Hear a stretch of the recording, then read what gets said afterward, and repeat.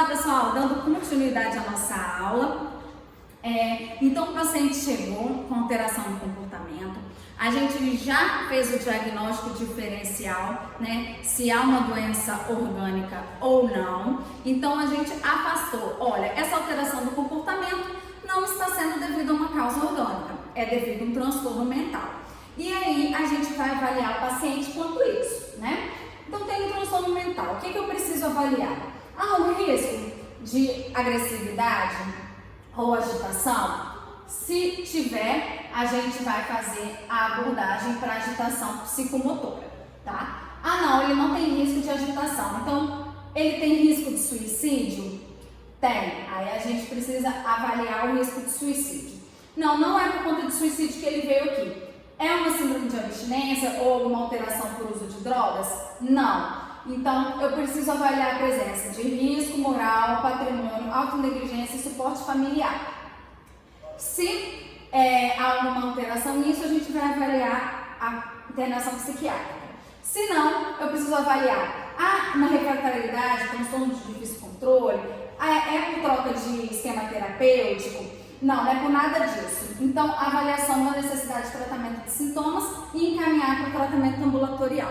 Então, isso responde aquelas perguntas que a gente fez lá no início, né? Há risco de heteroagressividade, há risco de suicídio, há autonegligência, né? E aí a gente vai ver cada um deles. Por quê? A gente faz essas perguntas porque na emergência a gente precisa diferenciar, né? Vai ser tratamento ambulatorial, vai para o hospital clínico ou vai ficar aqui internado? Então, quais são as indicações de internação em psiquiatria? Quando há um risco alto de suicídio, quando há um risco de agressão, risco de homicídio, autonegligência grave, refratariedade e patologia de difícil controle ambulatorial, troca de esquema terapêutico que exija cuidados ou coloca o paciente em risco, ausência de suporte familiar que seja necessário para o tratamento. Então, como a gente já falou antes, tudo que coloca o paciente em risco ou outra pessoa em risco pode ser uma indicação de internação em psiquiatria. Aqui mais especificado cada ponto. Beleza, pessoal? E nós temos os tipos de internação em psiquiatria. Internação voluntária, internação involuntária e internação compulsória.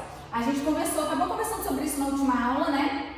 Mas então a voluntária, o paciente assina uma declaração e a alta pode acontecer por solicitação do paciente, né? Ou pelo psiquiatra, sempre. Já na involuntária, é sem consentimento do paciente, né? Aí a gente tem que mostrar o porquê que está sendo involuntária. Geralmente quando há um transtorno mental com presença de risco, né? A gente precisa comunicar ao diretor técnico do Ministério Público Estadual em até 72 horas, tá? Então a gente faz um documento de internação involuntária para esse paciente. E a alta ela só pode ser feita pelo psiquiatra ou a pedido de familiar responsável, não pode ser feito pelo próprio paciente, tá? A pessoa internou de maneira voluntária, mas agora ela está querendo alta, mas não tem possibilidade de alta, ela continua com um risco para ela ou para outra pessoa, né? Então o que a gente pode fazer? Transformar essa internação voluntária em involuntária através desse documento, tá bom? E temos também a internação compulsória, que aí é determinada pela justiça, tá? A justiça que determina. Quando é uma internação compulsória por motivo criminal, é para o HCTP, o Hospital de Custódia. Quando é por outro motivo, né, pode ser para o EAC ou para outras clínicas que o Estado compra o leito, né? E aí, tanto a internação quanto a alta é judicial. O juiz também que permite dar alta, aí não depende do médico. Tá certo, gente?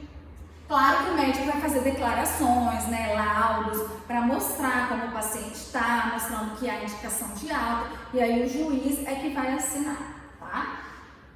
Casos mais comuns, então, na emergência psiquiátrica. Nossos casos mais comuns é quando há uma agitação e ou agressividade, tá? E aí a gente tem os níveis dessa agitação, uma inquietação, uma agitação maior e uma agitação ainda, né, maior, tem, enfim, né, todo mundo que chega com o mesmo nível de agressividade ou de agitação, tá? Lembrando que o paciente pode ter agitação sem estar agressivo também, né, pode ficar agitado, mas não oferecer risco, não ser agressivo com o outro, como também pode ser agressivo e não apresentar agitação, por isso que é o e ou. E aí, mais uma vez, né, diferenciar de um quadro orgânico, pode ser um quadro psicótico, pode ser uma agitação maniforme, pode ser por uso de substância, um transtorno de personalidade, entre outros transtornos mentais que podem gerar agitação e agressividade. Outro caso comum é a ideação ou tentativa de suicídio, uso de drogas, crise de pânico, episódios depressivos, tá? Aqui a gente já viu, né, nas outras aulas, a gente viu transtornos de ansiedade, viu transtornos depressivos e viu transtornos por uso de substâncias. Então eu vou focar mais na aula de hoje em agitação e tentativa de suicídio. Beleza?